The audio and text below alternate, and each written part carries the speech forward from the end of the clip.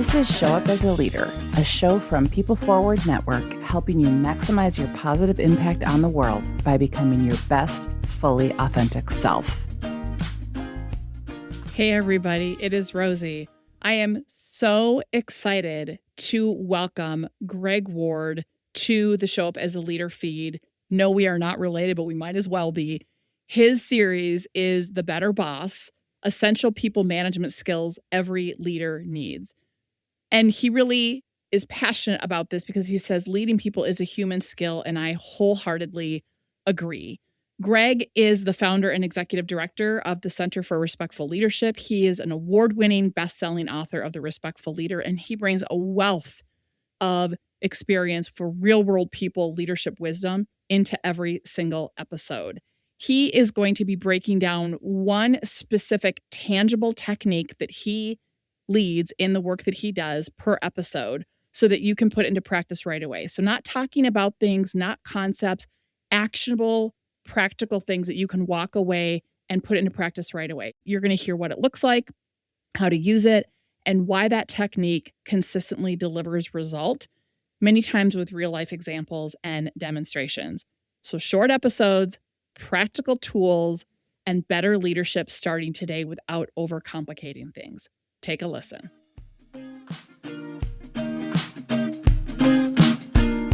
Hello, everyone. Welcome to The Better Boss, the practical podcast providing you with the essential people management skills every leader needs.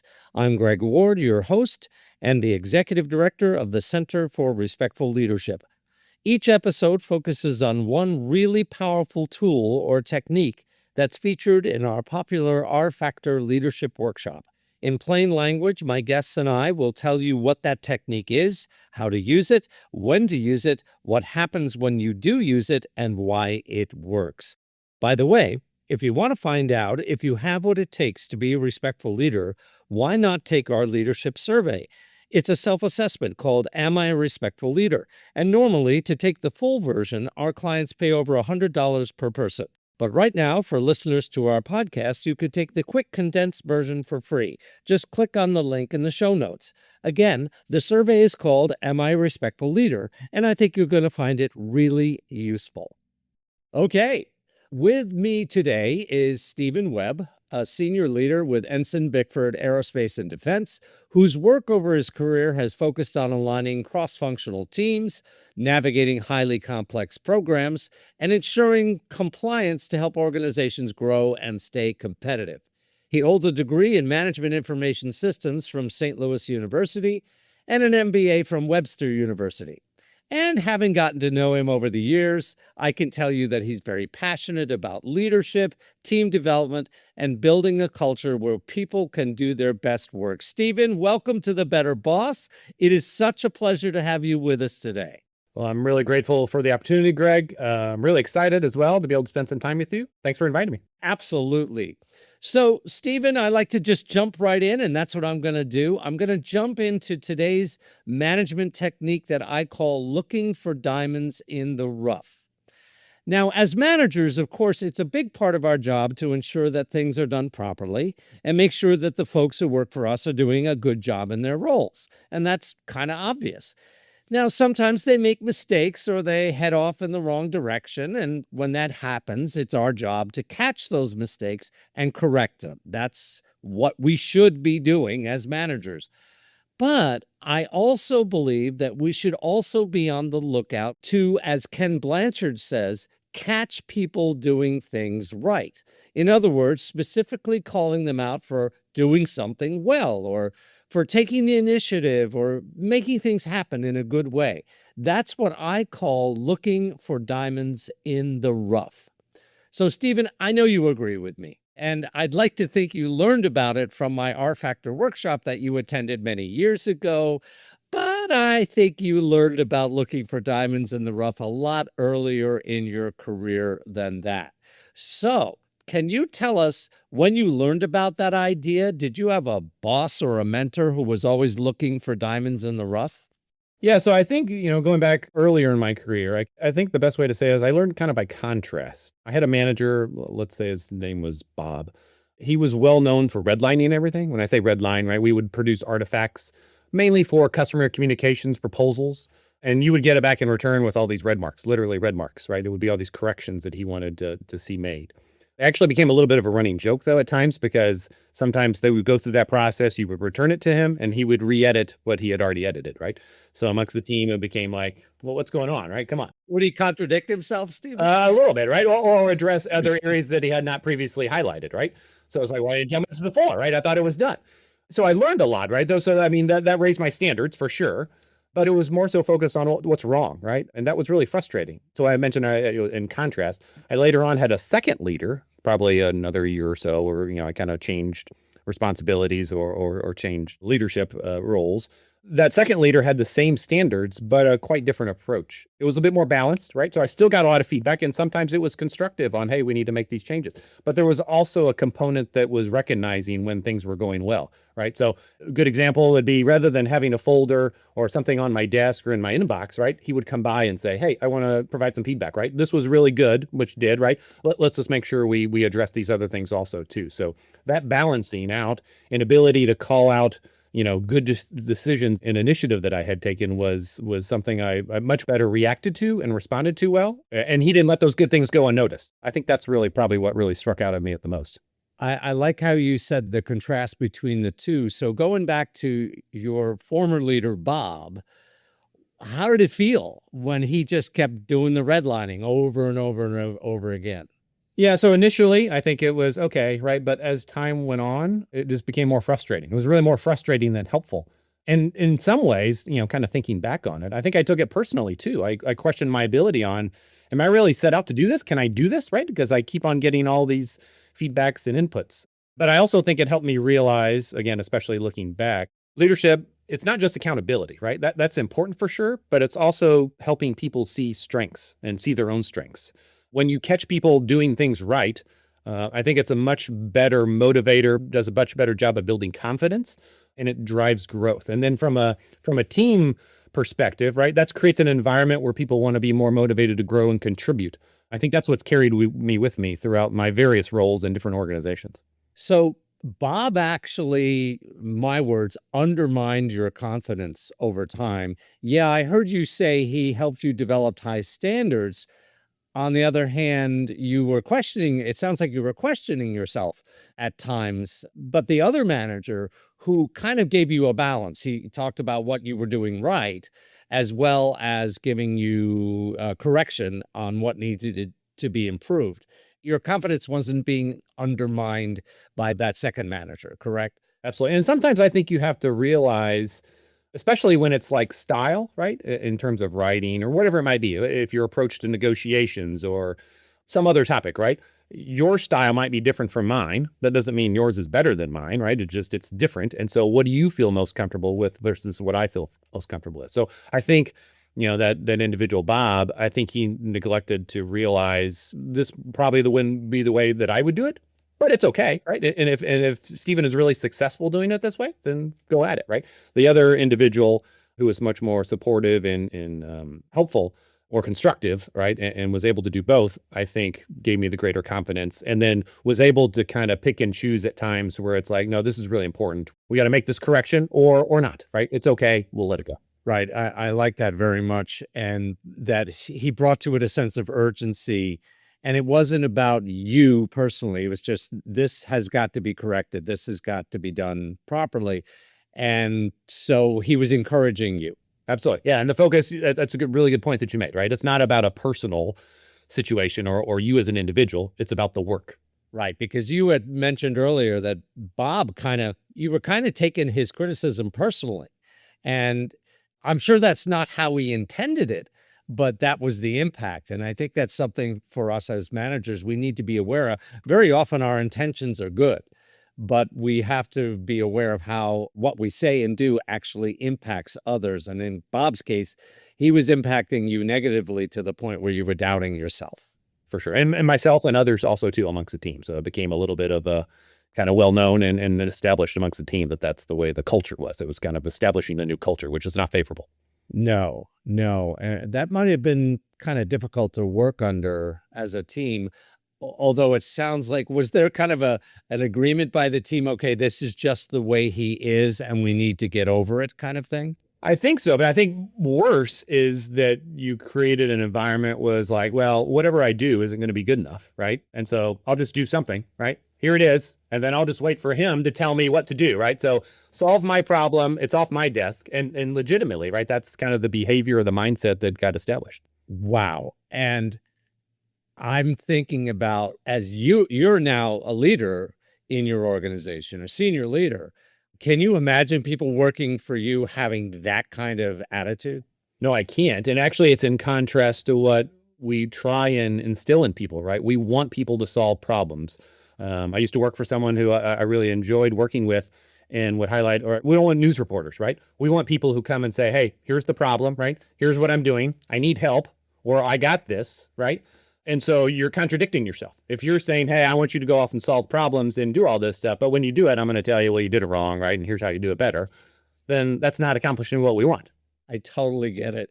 Was this the critical point for you where you really got to understand this concept of catching people doing things right or looking for diamonds in the rough, and that you kind of said, okay, that's bad without it? Or were there other things that were going on? Yeah, I mean, I think it helped for sure, but I don't think that was probably the moment. I don't think it clicked right away. It was about a year later, I can recall, I was working with a program manager, a really highly respected individual, someone actually I kind of looked up to and thought, well, maybe my career could be like his. Professional, top performer, all that good stuff. You and I think I've talked before, there's some science and studies behind moments that matter. And I think I had one of those. I was in a team meeting that he was leading, and he called me out. He didn't call me out by name. He didn't say, Stephen, this is wrong or whatever. But it was by function. Now, I was the only member of that function that was in the room or on the team for that matter. So it was obvious who he was directing his, frustration at. The issue had something to do with we were producing something and needed to give some deliverable to a customer that needed to be sent over. And I think we were a little late on doing that. The reality of the situation was that I was waiting on him to provide me input to be able to go do that. That part never came up, of course, right? That wasn't part of the conversation. Instead, we got a little bit of a short sermon, so to speak. He was frustrated, and rightfully so. And I remember it vividly, right? I remember the room. I remember the people. I remember the feeling that I had, which was I was embarrassed, right? Everyone knew what I had not done, and they didn't know the circumstances, right? But I was frustrated, and in many ways, I was angry, right? I was angry at him for bringing this up and kind of calling me out. Wow. How long ago was this? That probably would have been 20 years ago. Okay. And you still remember that moment? Absolutely. Absolutely. Yes. Isn't that interesting? Our bodies are hardwired when we have a threat or we're attacked, even if it's just verbally, our bodies take that in and our brains store that memory because we don't want that to happen again. So we're always on the lookout for it. But in any event, I'm curious what happened. I think that's the first time too, just to kind of respond to what you said, right? I think that's one of the first times I clearly understood the difference between calling someone out, right, and truly leading, right? And I think that shaped me, in terms of how I lead today. All right, you want to be fair, you want to be accurate, but you got to handle the situation in a right way. As for what happened, I can remember he was the first person to leave the conference room, which wasn't unusual. He usually did that, right, because he was the leader, and so he kind of at the head of the table, and he walked out. I followed right closely behind him. His office was down the hall on the left, and I was right behind him, as if I was on a mission, and I guess in many ways I was on a mission. I can remember him sitting down at his desk, and I was definitely holding back some emotion. I kept my cool, right? I didn't get angry, upset. That wouldn't have helped solve the situation. But I did tell him, I said, hey, I got a lot of respect for you and what you do for the team.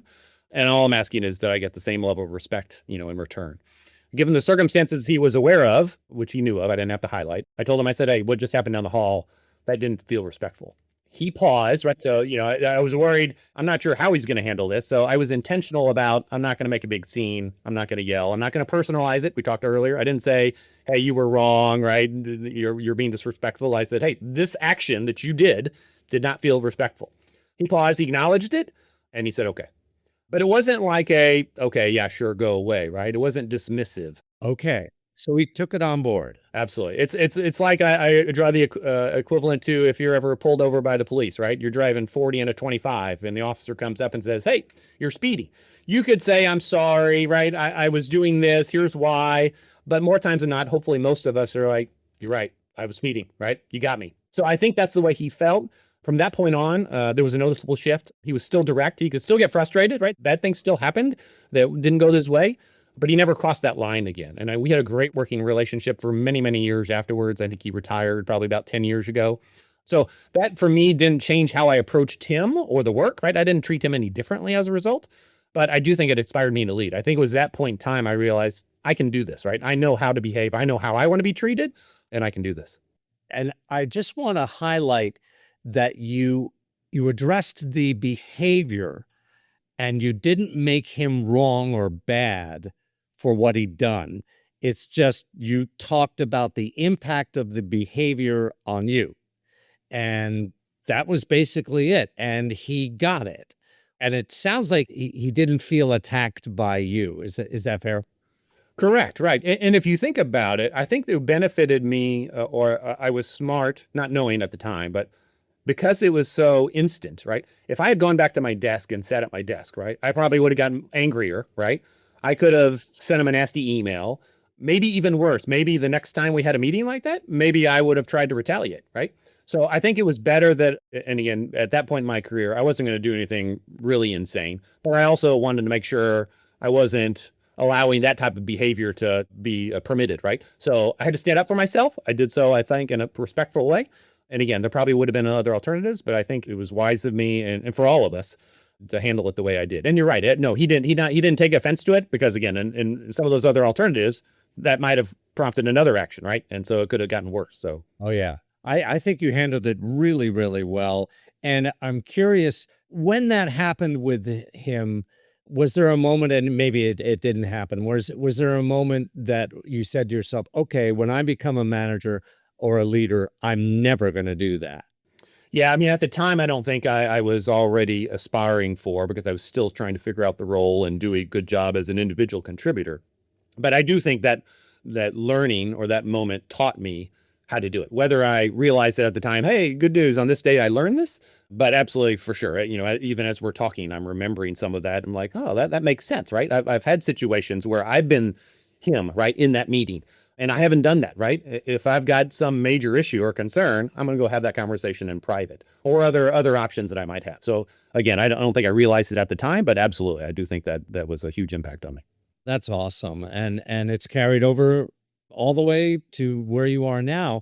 So I want to flip the idea. So when we do catch people doing things right and we praise them, I know when it comes to me, since I'm such a super high extrovert and I'm a bit of a ham, if I was working for you and we were in some meeting somewhere and you said, I just want to say Gregg did a really good job on this project, and here's what he did that was so good, I'd just be a happy camper.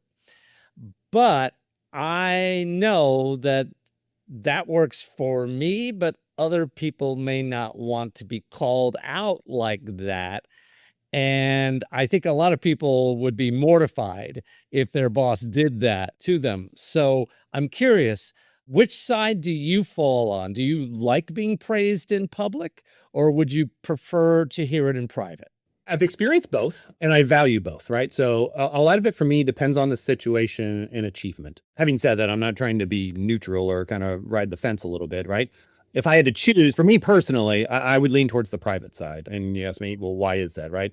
I tend to gravitate more to less of the spotlight, right? I benefit from the conversation that we would have, talk through what worked, how it went, right? That kind of reinforces the behaviors and things or actions, whatever they might be, that I can build upon. I think that's really where growth happens. There's for sure a place, and I think public recognition is important, and I think it still matters. When it's meaningful, celebrating progress, development, all that good stuff. You've done that with your teams. No question. And in those situations, I really do try. That's a good point. I try and keep that focus on the team in a lot of cases. To me, very little success happens in isolation. And I think it's important to acknowledge the broader group that contributed to that along the way, because it's what those other people have done to help you that really realizes, I think, a lot of that success. Excellent. Now, as a leader, did you ever make a mistake, like praise someone in public who absolutely didn't want that, or vice versa, would have preferred you did it in private and would have preferred that you called them out in public? I'm just curious, did you ever make a mistake? Yeah, I'm pretty sure I did. Not too bad. And what the person wasn't angry, upset, or by any means anything. But I did have an example of that a few years ago. I wanted to recognize a team member. That person had achieved a really significant career milestone. and accomplishment. And I thought it deserved more than a simple, hey, thanks, or a email or thank you note or whatever it might be. So I did plan some type of event. So this would have been the more visible public recognition, invited people, had a little bit of a gathering, had food. I even included some senior leadership, which was a little unusual for that organization, right? I thought this is great, right? If this had been you would have been like, oh, this is fantastic. This is the best thing in the world. And so I didn't internalize it at the time, but during the festivities, I guess, so to speak, I could tell it just wasn't their cup of tea. They weren't as comfortable. And I had the realization then and after. My intent was really good, but I might have missed the mark a little bit, in terms of what really mattered to that person. For others, like I said, such as yourself, that would have been perfect, right? It would have been great. But I think that the impact was kind of subsided or lessened, and it took away a little bit from the moment. As a result of that, again, it was fine. Everything went well, and that person was appreciative. But I think it reinforced to me that recognition isn't a one-size-fits-all. It's going to be meaningful. You got to tailor it to that individual. That's great. And did they say something to you, or you just kind of picked up on it? No, they didn't say, hey, I didn't really like that or anything like that. It was just like, well, thank you for doing that, right? But it wasn't even what you said before, right? It wasn't a over the top, or that person didn't go out of their way to say, oh my gosh, this was awesome. Thank you so much. It was kind of like, okay, thanks. Yep. I would have gone out of my way to say, thank you so much. This is awesome. Yeah, exactly. I see. So you read it. I read the room, right? I read the room after the fact, unfortunately. No real harm done. By the way, everyone, looking for diamonds in the rough is just one of the many tools and techniques that are found in our very popular virtual training program called the R Factor Workshop. And if you want to know more, look in the show notes. And if you're ready to sign up for the workshop, then you deserve a discount. Just click on the blue button on the website and be sure to enter the promo code TBB at the bottom of the form. That code gives you access to special discounts reserved for our podcast listeners. Okay, Stephen, I want to widen the lens just a little bit. When you reach a certain senior level at a company like you have, you can't necessarily do it all. You've got to rely on others to follow through on strategy and execution. How do you motivate people to do that well? What's your secret to getting a whole bunch of people at multiple levels to fully execute on a strategy? I don't think there's really a single secret per se, right? But I do think there's a few things. That's a good question. I think there's a few things that really matter. First is clarity. People have to understand the why. That's really big for us in our organization, because if the strategy feels disconnected from their day-to-day work, at best, you're going to get compliance. It's not going to be real commitment. The second thing I think I'd say is alignment. At a senior level, or as you grow up in organizations, right, working across functions becomes more critical. And we got to make sure that teams aren't working kind of, if you will, cross purposes, right, or in conflict with one another, or competing priorities, right? So a big part of my role at times is making sure we're all pointing in the same direction and removing that friction where it exists. And it can be a lot of different things, but that friction is natural and it's fine, but helping, kind of alleviate some of that. The third thing I think I'd say is just the mindset. And this is for us in particular where a Kaizen mindset comes in. We're all about continuous improvement, but that's not just something that lives in operations where I'm building a widget or whatever it might be. It applies to how we run programs, how we hire people, how we communicate internally, externally, really just, how we do the work or how the work gets done. And when you do that and people feel empowered to improve things, you not only get to see the execution side and we execute upon those, you really start to see real ownership. And that comes back to the people, right? Motivation is, as we just talked about, right? Motivation is not a one size fits all.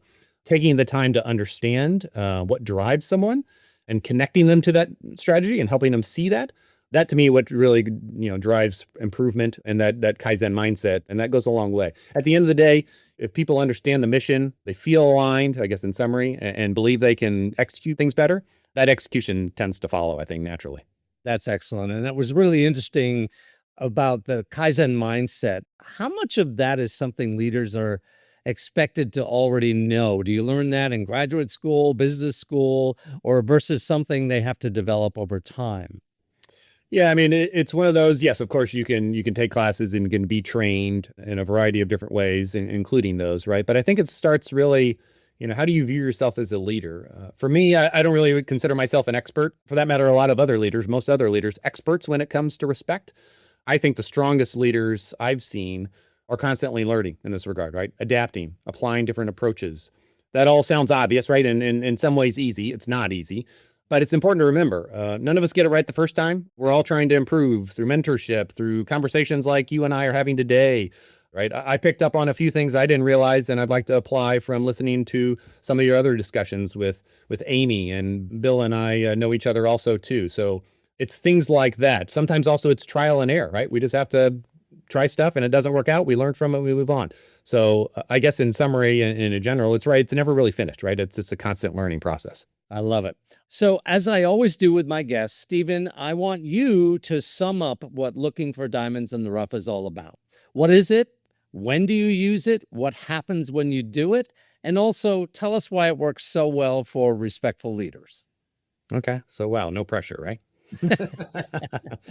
So I'd say to me, just thinking about it, right? Looking for diamonds in the rough is about intentionally recognizing what's going right, not just focusing on what needs to be fixed, as we talked about, earlier. Use it in everyday moments when someone shows initiatives, makes progress, handles something really well, even if it's not perfect. Calling that out, I think, reinforces the behaviors you want to see more of. And usually what happens when you do that, it can be pretty powerful, right? People feel seen, their confidence grows. They're more likely to build upon those strengths. I think it works especially well for respectful leaders because it shows you're paying attention and you're invested in people's growth, not just kind of their output. And I think it's also something you want to reinforce at all levels. I had a program manager more recently go out of his way to recognize one of my employees. I shared that with the employee, of course, and thanked them for all their efforts. But I also made a point to recognize that PM, all right, for his leadership in that regard, right? Because that's not exactly the kind of behavior you always see, but it's for sure something you want to encourage, right? So I went to that program manager's boss and said, hey, this is a good example of great leadership, right? We need to continue doing that, right? Because at the end of the day, people tend to become more of what you consistently recognize. So I think that's something we all need to keep in mind.